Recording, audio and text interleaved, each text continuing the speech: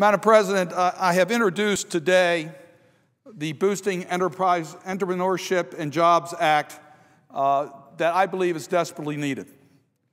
I think it's very clear that our economy, which is coming out of the worst recession since the Great Depression, has turned the corner.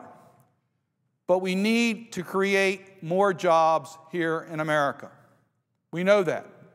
We know that 1 out of 10 Americans who want to work cannot find jobs. And our first responsibility must be to help create more jobs so that our economy can rebound and grow. To do that, we need to invest in small businesses. I was pleased to hear the President of the United States last night talk about the importance of small business in our recovery, and as we develop our policies, need to focus on helping small businesses grow.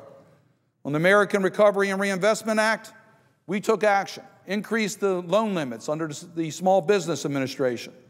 We were able to make it less expensive for businesses to borrow from the Small Business Administration. These were good steps that we took. I was proud of an amendment I offered to increase the surety bond limits so small construction companies could in fact get work in this economy.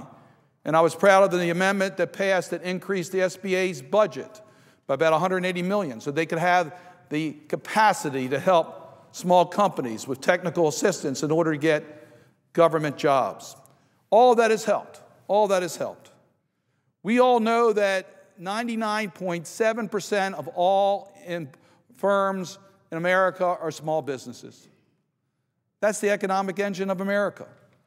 Just over half of the private sector employees work for small companies. We've got to pay attention to small companies if we're going to grow out of this economic problem.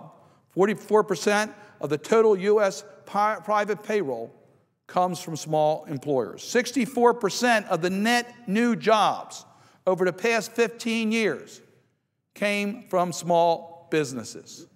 97.3% of all identified exporters came from small companies. And Madam President, on a per employee basis, for those companies that apply for patents, small companies have 13 times more patents per employee than larger companies. That's where innovation comes from. This legislation would provide some additional tools to help small businesses create new jobs. We need new jobs. It establishes a temporary 3-year refundable tax credit for new hires by small businesses. Businesses up to 25 employees would be eligible for the refundable tax credit equal to 15% of the first $2,000 of wages of new hires. Now that's a strong incentive for a company to put on new employees.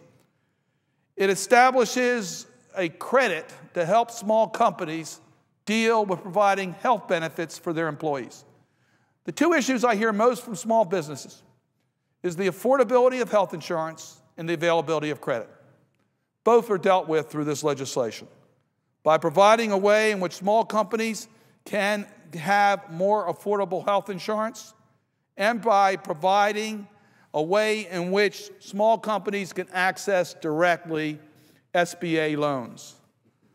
Following up on what the President said last night, this legislation would set aside $30 billion from the TARP funds so that small companies could get directly SBA loans. The last provision of this bill provides for offsets to make sure it is fully paid. I don't believe we should add to the deficit.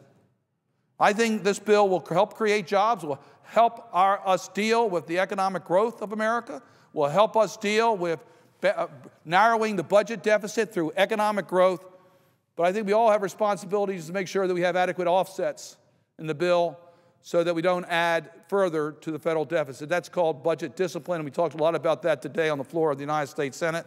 This bill is fully paid for through offsets. I agree with the President, and I hope that as the major part of our jobs bill will be provisions that will provide tax credits for new job hires. It will provide help for small businesses dealing with health insurance. It will increase the SBA's capacity to make loans to small businesses, and indeed will provide a new avenue for opening up credit to small businesses, putting a spotlight also on the banking community so they do more that they should to help small businesses grow so that we can create new jobs and grow our economy. That should be our first priority, and I pledge to work with my colleagues in the Senate, work with the administration, so we can get the job done here in the United States Senate.